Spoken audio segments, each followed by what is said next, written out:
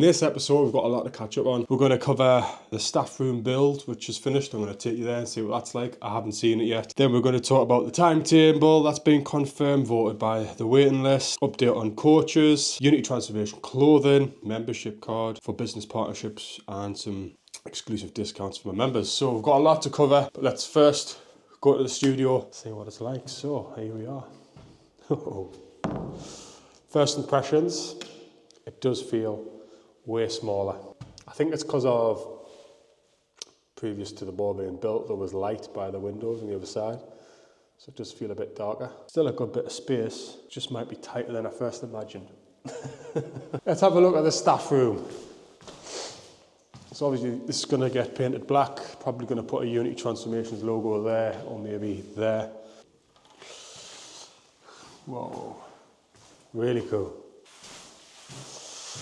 So I'm going to be hosting consultations in here to begin with, because I'm not going to go ahead with renovating the downstairs entrance. I'm not getting to the numbers, but it's very costly, and my budget, it's pretty tight, to be fair, with everything I need to get in place. So I just need to invest that money elsewhere. It is probably something I'm going to do later down the line, but to begin with, I just don't think it's necessary. Lights aren't in centered anymore, which is bugging me.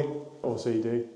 But other than that, thank you very much, Stu. If you ever do watch this, you've done a cracking job in quick succession. Now it's just a case of getting it decorated, moving in our table and chairs. Class. I'm so chuffed. Right, so let's talk about my original plan, which was the 2-pod system. So I've just shown you the staff room there. As you can see, the upstairs, if I just shift this out of the way so I can see what's going on. So it's sectioned off. We're going to have the table, which is literally what I'm at now, with table and chairs for the staff, of course, host consultations in here as well. That's supposed to be a kitchen top, by the way. Little table, and I haven't told the missus yet, but I'm probably going to pinch one of our nice leather sofas on the sitting room and stick it in there because it's cost effective. But she is wanting a new sofa, so it might work for both of us.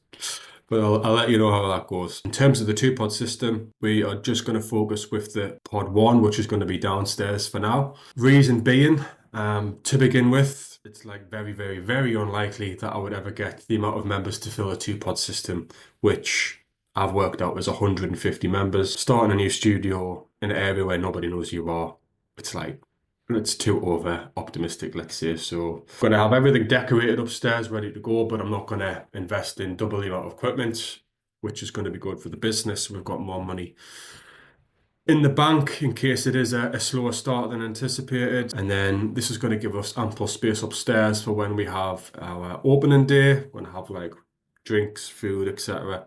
for members to come down, say hello to other people, which would be cool. So there's a place to go. And that leads us on nicely to the studio timetable, which I've got here. So this was voted by the waiting list. As you can see here, we've got the prime time morning sessions. 9 and 10 were very popular, which I wasn't expecting.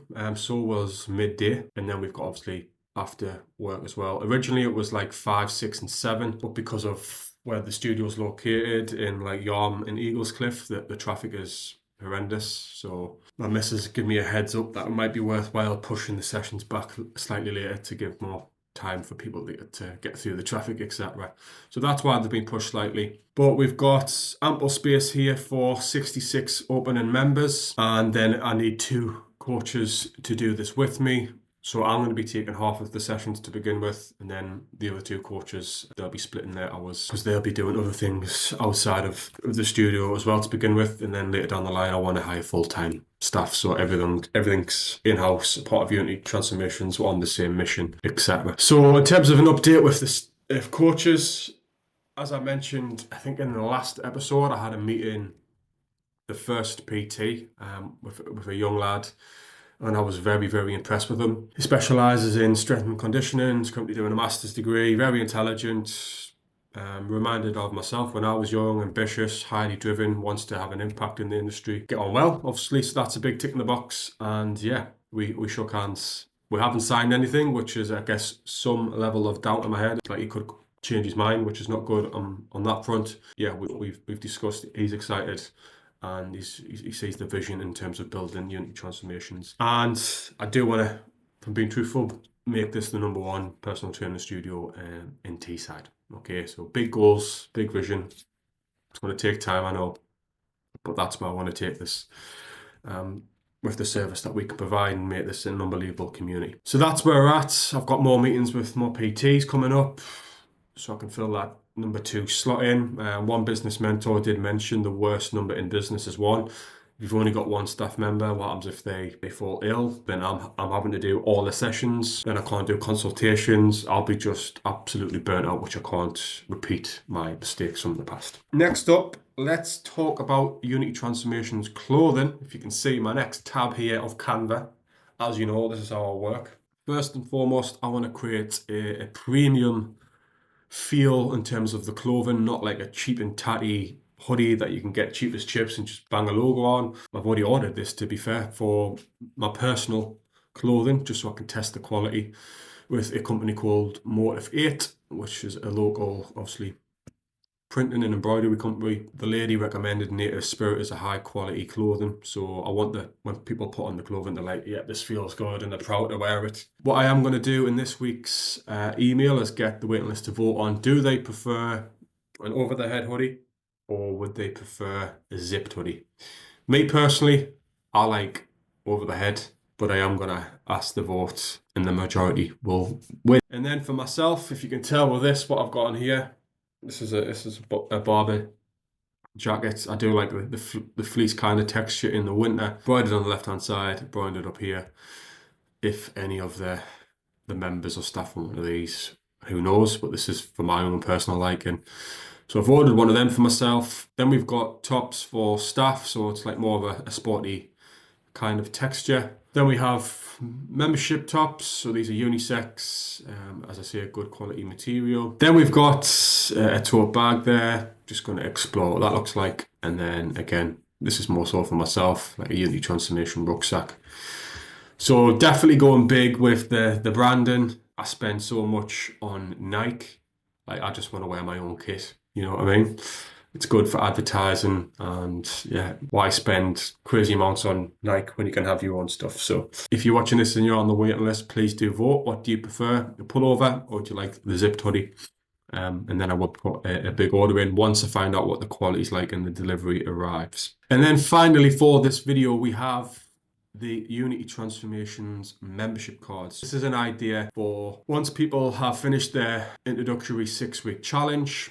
There was, of course, then an ongoing membership at the gym, and I wanted to create something exclusive for members where they get discounts, just a small discount at local businesses, but it also keeps the business within the local community, so it's helping other businesses obviously promote my members to choose their services.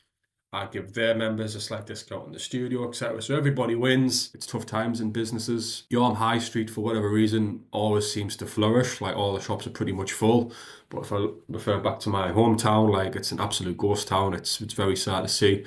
So I do want to give something back to local businesses, just so everybody wins, and also my members will benefit as well. So I like the idea of a gold card, you know, that golden kind of ticket kind of thing. So that's why I've came up with a gold, and this is going to be engraved gold, not carat gold.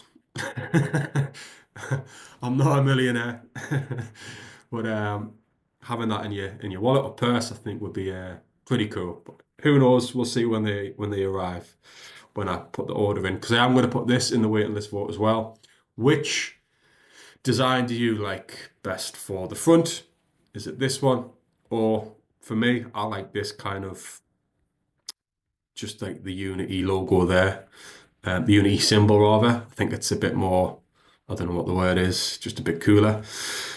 So that's what I'm leaning towards. But again, I'm going to put the vote in for the waitlist, see what they think as well. Present this card for exclusive discounts at our local business partners.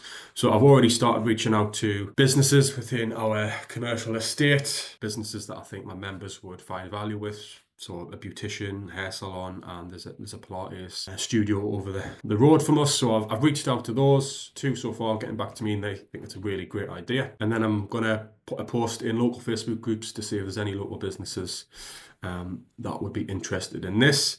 And I'm going to be keeping it to one business per industry, so it's a bit more exclusive in that front. There's no competition with certain businesses. It's like, this is what I'd recommend if you need that kind of service in your life, etc., etc. But that's where we're at in terms of updates. Ahead of next week coming up, we have the decorators coming literally tomorrow to get started, which I'm excited for. And then once that's done downstairs, because he's going to start with the downstairs, it's about ordering the equipment, get the flooring in first rather, then ordering the equipment, then pod 1 will be done. And then I'm going to be opening consultations within a matter of weeks. And then it's showtime. The countdown will literally be on then. Got butterflies, I'm excited, I'm shitting myself, all of these emotions at once. But this is what it's about when you take the risk and you go after what you really want in life. Just one more tip on the whole fitness thing as a whole in January. If you're a family person, you've got a demanding career, you're very time constrained, what I'd really recommend in January is just cut yourself some slack.